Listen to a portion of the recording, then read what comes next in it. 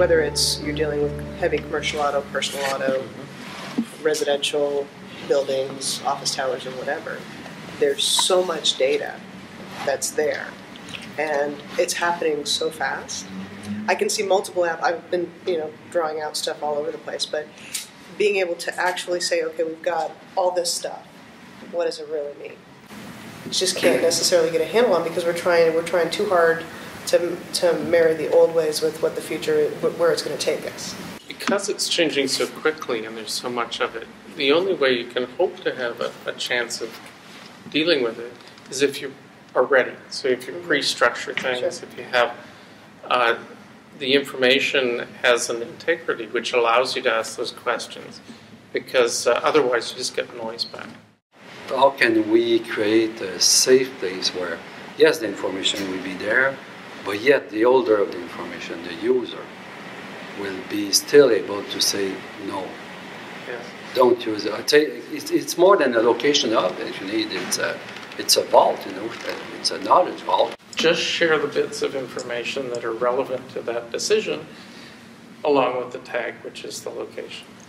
So then you've isolated the information, and there's principles in privacy law that say, as long as the content of your message didn't contain personally relevant or identifiable information, it becomes much more usable and accessible. You're becoming the broker in the middle that's saying, okay, I'll help you facilitate that movement of data. Exactly. We want to facilitate the activity. Yeah. You know how we say everything is process-driven? So you got to understand the process before you can build the technology, and we're so used to, okay, let's go back, identify the as-is and the to-be. Well, the model should be more data-driven. It's a data-driven exercise more than it is a process, because if you understand what the information you need at the front end, you'll design the right system at the back end. As the technology gets more prevalent and easier to use and more cost-effective, it's harder to say that you're going to keep doing it the old way.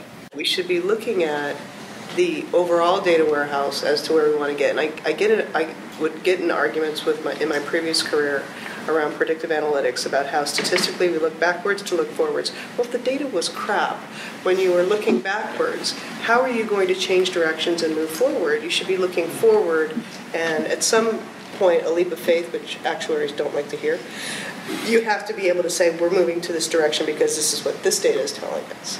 This is the first time I've heard about location, intelligence, and economics.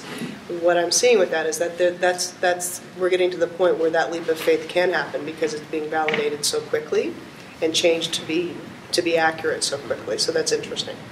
Well, and I think what we're seeing too is a huge paradigm shift. In the past, we've used location almost as a proxy for how people will behave by inferred data, third-party data, because we weren't necessarily able to observe actual behavior. Now you're able to more and more observe actual behavior and marry it up with location.